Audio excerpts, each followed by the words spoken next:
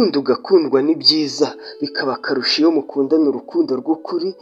Ahangaha urukundo rurakuryohera cyane, ukumva nta kindi kintu wagereranya n'urukundo mu isi, ndetse hari igihe biba ngombwa ko uwo mukundana mutandukana, kandi mukatandukana ari we ukwanze. Iki gihe urababara cyane, iki gihe kiragukomerera cyane, iki gihe uba wumva uri mu gahinda gakomeye, iki gihe ni igihe kiba kitakoroheye cyane ko rimwe na rimwe no gukora ibyo wakoraga bikunanira, ugatangira kwiheba, ugatangira kwibaza uko ugiye kubaho udafite uwo wakundaga, ugatangira kwibaza ibibazo byinshi, wibaza impamvu uwo mwakundanaga yakwanze, ugatangira kwibaza ikintu cyaba cyabiteye bikakuyobera.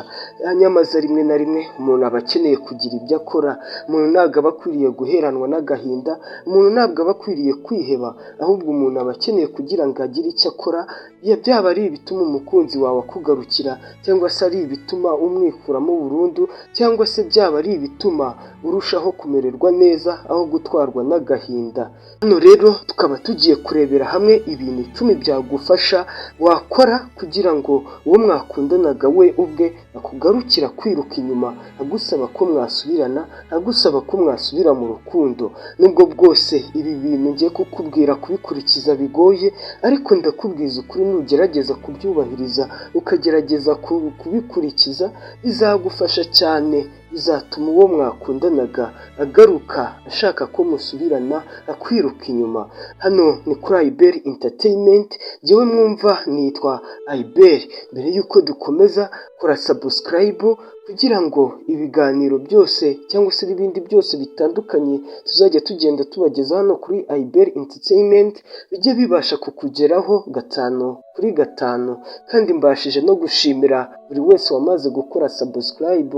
Ikintu cya mbere ugomba gukora kugira ngo uwo mwakundanaga abe yakifuza kukugarukira, ikintu cya mbere ni uko ugomba gushaka ibintu uhugiraho.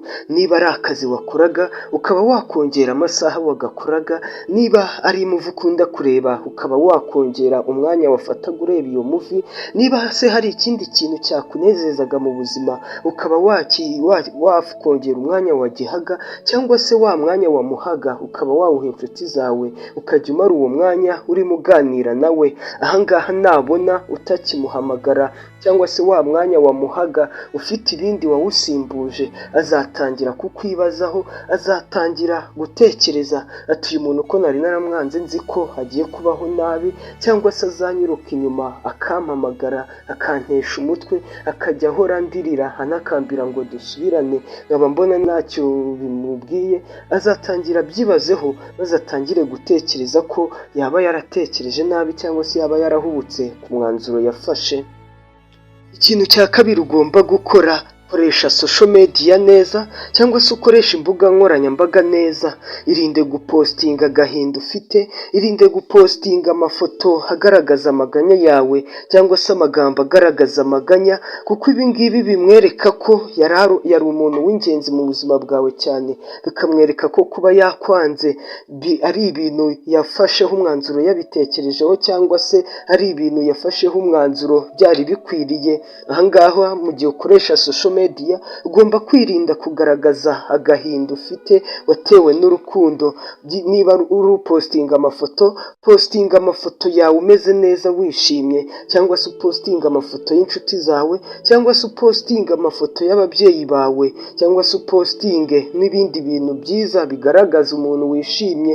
Irinde kugaragaza agahinda kawe kuri social media, kuko ibi ngibi bikomeza kumwereka ko kuba yari ari mu buzima bwawe yari umuntu w'ingenzi cyane, ndetse bikaba bigiye kugukomerera cyane. Nk'uko tubikesha ikinyamakuru Love Now, ikintu cya gatatu ugomba gukora, gira ibanga ry'ubuzima bwawe. Hari igihe iyo umuntu ari mu rukundo n'undi, uba usanga ubuzima bwawe bwose abuzi, ndetse nawe uzi ubuzima bwe bwose. Hanyuma mwamara gutandukana, ugashaka gukomeza kumugaragariza ubuzima bwawe bwose, ugashaka gukomeza kumwereka ubuzima bwawe bwose uko bumeze. Ahangaha inama nakugira, cyangwa se inama batugira, ni ukugira ibanga ry'ubuzima bwacu. Hanyuma buri kimwe cyose, agahinda ufite cyangwa se ibyo uri kunyuramo bitakoroheye, ibyo byose bikaba ibanga ryawe, bikaba muri wowe, ntugire undi ubigaragariza. Ikindi kintu ugomba gukora kugira ngo uwo mwakundanaga atangire kukwirukaho cyangwa se atangire kwifuza yuko mwasubirana, mukure mu bantu wafataga nk'ab'ingenzi mu buzima bwawe. Iyo umuntu akundana n'undi uba usanga ari umuntu w'ingenzi mu buzima bwe, ari we abwira ibibazo bye byose, ndetse rimwe na rimwe ugasanga bimwe mu bibazo afite ari we ubimukemurira. Aha ngaha rero uzagerageze umukure mu bantu wafataga nk'ab'ingenzi mu buzima bwawe, ntuzagire ikibazo cyawe wongera kumubwira cyangwa se ngo ugire ubundi bujyanama wongera kumusaba. Nabona ko bwa bujyanama bwose wamusabaga, bwa bufasha bwose wamusabaga, cyangwa se bya bindi wakeneraga ko mufatikanya, nabona ko utakikenera yuko mubifatanya cyangwa se utakimusaba ubwo bujyanama, azatangira kwibazeho, atangire yibaze impamvu utakimukeneye, atangire yibaze impamvu utuje, atangire yibaze impamvu buri kimwe usigaye ukimenyera. Ahangaha azatangira no kwibaza niba waba ufite undi mukunzi, cyangwa se atangire kwibaza niba wamukundaga. Ibingibi bibe byamutera gushaka kumenya amakuru yawe no kuba yashaka kukugarukira no gusubirana nawe. Ikintu cya gatanu ukwiriye gukora, ntugahubuke ngo ujye mu rundi rukundo. Abantu benshi ahangaha bakora amakosa, yamara gutandukana n'uwo bakundanaga akahita yihutira cyangwa se guhubukira kujya mu rundi rukundo, mu rwego rwo kwivura agahinda yaterwa n'urwo rukundo yahozemo amaze kubura, cyangwa se mu rwego rwo kwirinda gukomeza kubaho nta mukunzi. Ahangaha bagira ngo yiyibagize ibihe yagiranye n'uwa mbere, ariko ahangaha ni amakosa umuntu aba akora, kuko abenshi bahita bashaka gukundana nawe bagira ngo bafatirane bikiri mu kavuyo. Abenshi aba ari abashaka kugutesha umutwe no kugutesha umwanya, abandi ari abashaka kugukina ku mubyimba. Kimwe n'uko muri aba ngaba hashobora kuba harimo n'abo wohererejwe na wa mukunzi wawe wakwanze, kugira ngo baze baguteshe umwanya n'umurongo, baze baguteshe igihe, baze baguteshe umutwe. Ibyiza rero umuntu aba akwiriye kubanza agatuza, akareba aho ibintu byerekera, maze akabanza akiyitaho, ndetse akanakurikiza izi nama tumaze kugirwa n'ibi binyamakuru bitandukanye byandika ku rukundo. Ikintu cya gatandatu ukwiriye gukora, gerageza kurira uri wenyine. Ahangaha ntugakore ikosa ryo kuririra mu ruhame, cyangwa se kuririra uwo nguwo wakwanze mwakundanaga, cyangwa se kuririra inshuti ze, cyangwa se kuririra n'abandi bose uzi ko bashobora kuba bafite aho bahuriye nawe. Ahubwo ahangaha nujya wumva ushaka no kurira, ujye uririra wa muntu ufata nk'inshuti yawe, wa wundi utakuvamo, wa wundi utajya kubwira wa wundi wari umukunzi wawe ko uhora urira, uhora wicuza icyatumye mutandukana, cyangwa se ugahora wifuza gusubirana nawe. Ahangaha jya ugerageza amarira yawe abibanga, kandi nujya wumva ushaka kurira, ujye urira rwose uyarekaze, kuko ibingibi ni ibintu bizajya bikuruhura kandi bigatuma wumva umerewe neza. Hanyuma ikindi, ahangaha niwirinda kumuririra cyangwa se kuririra imbere ye, cyangwa se kuririra mu ruhame ngo abantu babe bamushyira amakuru y'uko wirirwa urira. Ibingibi bizatuma yitekerezaho, bituma atangira kugutekerezaho, bituma atangira kwibaza ati ko namwanze nzi ko bitazamworohera, none nkaba mbona ntacyo bimubwiye, aho yarankundaga. Ahangaha azatangira gushaka kumenya amakuru yawe kiri kujya mbere, atangire kugenda agukurikirana gahoro gahoro. Ibingibi bizaba birimo biramukururira kukugarukira, kuko ibingibi ari ibintu bizajya bituma uko akomeza ashaka amakuru yawe, bizajya bituma agenda arushaho kukwegera, bituma agenda arushaho kukugarukira. Nk'uko tubikesha ikinyamakuru Psychology Today, ikintu cya karindwi ukwiye gukora, gerageza wihe umwanya wawe wenyine. Ahangaha uba ukwiye kwisuzuma, ukareba nka nyuma y'amezi 3 cyangwa 4 uko buhagaze, ukareba niba kuba mwaratandukanye, niba hari ikintu wahombye cyangwa se niba hari ikintu wungutse, ukareba uko ubuzima bwawe uri kubutwara, ukareba niba inzira uri kubutwaramo ariyo, wabona atariyo ukabihindura, kandi wabona inzira uri gutwaramo ubuzima bwawe ariyo kandi ari iya nyayo ukabikomeza. Ikintu cya 8 ukwiriye gukora, shaka uko mwahura uri kumwe n'umuntu yangaga. Hari igihe abantu bari mu rukundo uba usanga umukunzi wawe hari umuntu akubuza, hari umuntu yanga ko muhura, hari umuntu yanga ko mwegerana, kubera ko wenda atekereza ko yazamugutwara. Ahangaha niba utandukanye nawe, egera wa muntu mutangire muganire, mutangire mu b'inshuti, ndetse uzashaka ukuntu wahura n'umukunzi wawe wakwanze uri kumwe n'uyu muntu.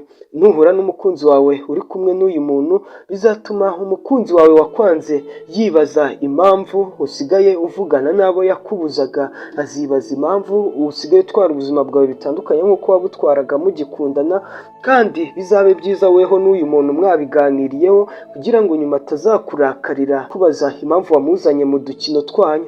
Kandi ikindi nakubwira ni uko hano aba atari umwanya wo kwiyandarika cyangwa se kujya mu basore cyangwa se kujya mu bakobwa. Ngibi ugomba kubikora witonze udahubutse kandi nta kosa na rimwe ukozemo. Gusa bizabe byiza ugerageje guhura n'uyu mukunzi wawe wakwanze uri kumwe n'uyu muntu yangaga, kuko bizamutera gutekerezaho, bimutere kumva yagaruka mu buzima bwawe kugira ngo mukomezanye, kuko azaba abona ko ubuzima bwawe wahise ubuhindura ndetse ukabutwara ukundi kuntu. Ikintu cya 9 ukwiriye gukora kugira ngo wari umukunzi wawe yifuze kugaruka mu buzima bwawe ngo musubirane, ugomba gukora cyane kandi ushaka gutera imbere. Niba nta kazi wagiraga ugomba kugashaka, niba kandi waranakagiraga ariko wenda imikorere yako itari myiza, ugomba gushaka uburyo uhindura imikorere, ugashaka uburyo utera imbere, kuko nakubona warateye imbere usigaye umeze neza azabona ko ubuzima bwawe buri kugenda neza, abone ko ibyo yibwiraga yibeshye cyane. Niba yaratandukanye nawe atekereza ko ubuzima bwawe bugiye kujya mu kaga, cyangwa se niba yaratekerezaga ko ari umuntu w'ingenzi cyane ku buryo umubuze utabaho, cyangwa se niba yaratekerezaga ko umunsi mwatandukanye bizagucanga, ahangaha nabona ubuzima bwawe bumeze neza kubera gukora cyane azatangira yifuze kukugarukira, yifuze kuba mwasubirana, kuko azaba abona utandukanye n'uko yagutekerezaga, kuko azaba abona uri umuntu yaba ahombye mu buzima bwe kandi w'ingenzi. Nk'uko tubikesha ikinyamakuru Love Now, ikintu cya 10 ukwiye gukora, gerageza umuce amazi kandi mu kinyabupfura. Ahangaha niba agutumiye nko muri pati cyangwa se anniversaire, gerageza ubure kandi utamusuzuguye cyangwa se utamweretse ko utamuhaye agaciro, ahubwo ushaka impamvu kandi iri butume ubura. Hanyuma ikindi kintu ukwiriye gukora, niba hari nk'ubukwe mwari guhuriramo, gerageza ubwo bukwe ububuremo maze we azaze akubure. Ibi byose bizatuma atangira kugenda kwibazaho, atangira kugenda gutekerezaho, atangire kugenda ashakisha amakuru yawe, atangire gukomeza agenda kwiruka inyuma yifuza ko mwasubirana. Abajyanama mu by'urukundo bavuga ko ibi byose ari ibintu bizajya bituma uwo mukunzi wawe wakwanze akomeza kugenda yifuza ko mwasubirana, we ubwe atangira ashaka inzira zose yabinyuzamo kugira ngo musubirane bisubire uko byahoze.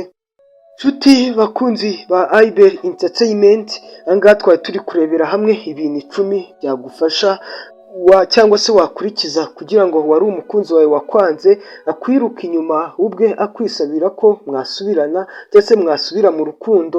Hanyuma niba hari ibindi ubona twari kongeramo ibi binyamakuru bitavuzeho byandika ku rukundo, watwandikira muri komenti ukatubwira uti iki nacyo cyaba icy'ingenzi cyiyongereyemo, cyangwa se niba hari n'ikindi gitekerezo ufite cyangwa se inyunganizi, shyiraho hasi muri komenti.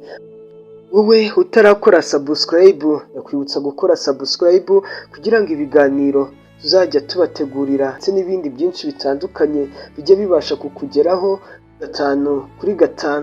Mwumvaga kuri mikoro za Ibel Entertainment, nitwa Ibel, mbifurije amahoro n'imigisha turuka ku Mana.